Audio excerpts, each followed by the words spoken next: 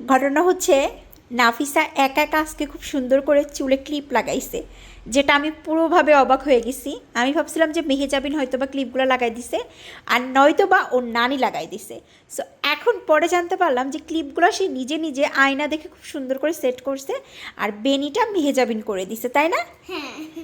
পরে আমি বলতেছি তুমি তো দেখি একা একা সব কাজই পারো, আলহামদুলিল্লাহ। 6 বছর বয়স হিসাবে 6 বছর বয়সে অনেক বাচ্চারা অনেক কিছু পারে না, বাট তুমি আলহামদুলিল্লাহ সব দিক থেকে এক্সপার্ট।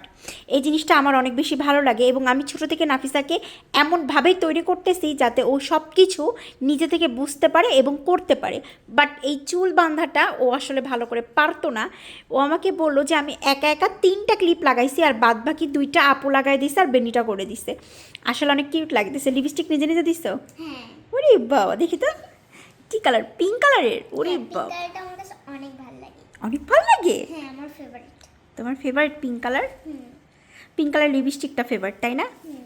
আর ড্রেসের মধ্যে ফেভারিট কালার হচ্ছে ব্ল্যাক, রেড আর white. Black, red, white, blue. Blue? ওরে বাবা, পিঙ্ক। হুম।